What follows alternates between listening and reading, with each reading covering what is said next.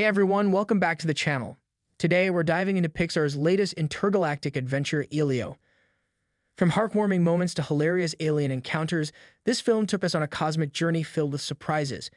In this video, I'll be breaking down everything that happened, recapping the story, and explaining that emotional ending that left us all thinking. So grab a seat and let's head into space with Elio. Elio rises to a powerful emotional peak that sets the stage for more cosmic exploration. The narrative of Pixar's 29th film, Elio, centers on a youngster who is grieving over the death of his parents and experiencing loneliness.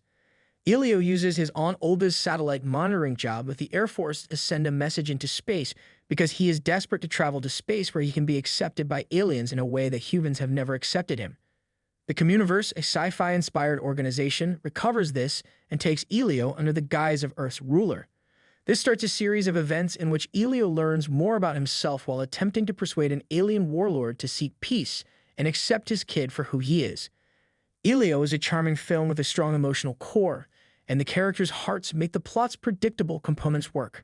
Here are some explanations for Elio's ending and how the movie left enough unanswered questions to warrant a follow-up. In the end, Elio makes the emotionally fulfilling choice to return to Earth with his Aunt Olga instead of staying with the Communiverse, setting the stage for a possible universe expansion. Elio's desire to enter the Communiverse forms the basis of his whole storyline in the movie. Elio is certain that the aliens will finally accept him as he has grown to feel that no one on Earth wants him around. Elio is forced to change his previous resentment toward Olga after his return to Earth, demonstrates that she would stop at nothing to have him back. Elio flees Earth in his ship and saves Glorden with Olga's help, as well as ham radio aficionados Gunther Melmack and Bryce. But in the process, he develops a fresh understanding of the possibilities of humanity and the connections he may make with others. Even though Elio tells the aliens that this isn't goodbye, leaving the Communiverse enables him to come back to Earth and start a life. Elio, which sets up the closing scene of Elio and Olga holding hands, is a film about loneliness and how ties are the key to overcoming it. Despite the fact that the extraterrestrial warlord also has a happy ending, Grigan is the closest thing Elio has to a villain. Grigan admits he was mistaken about Elio and withdraws his assault on the Communiverse after risking his honor to save his son's life. By the end of the movie, it appears that Grigan and Glorden's race has reconciled with the Communiverse, possibly even paving the way for Grigan to later reapply for membership in their ranks rather than attempting to conquer them.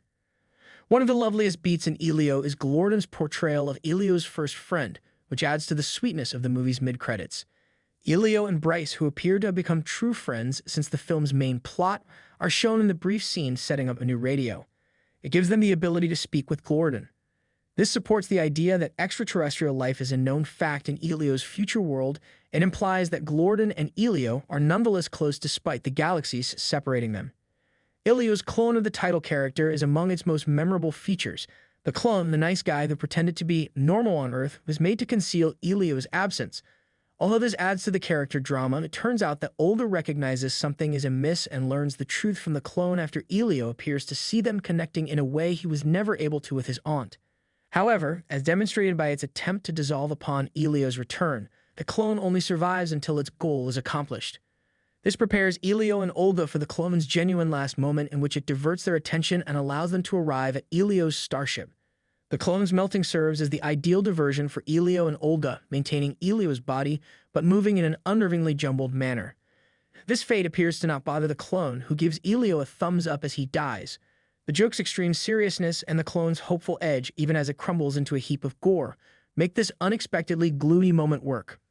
In addition to providing a lovely conclusion for the title character and his aunt, Elio's ending has the potential to revolutionize the entire planet. Elio concludes with the Communiverse sending Elio and his aunt back to Earth. Then their enormous base of operations emerges over the planet, hanging over the Air Force installation, which is the main Earthbound location in the movie.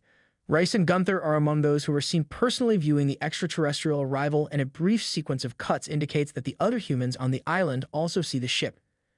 Numerous follow-up stories that concentrate more on humanity's relationships with the Communiverse and the fact that the alien society views Elio as their main contact might be set up by this. Considering that Olga technically committed treason by taking the spaceship, there is also the matter of her fate. But because of her relationship with Elio, she might be approved to serve as the military liaison to the Communiverse, which would allow her to travel farther into space.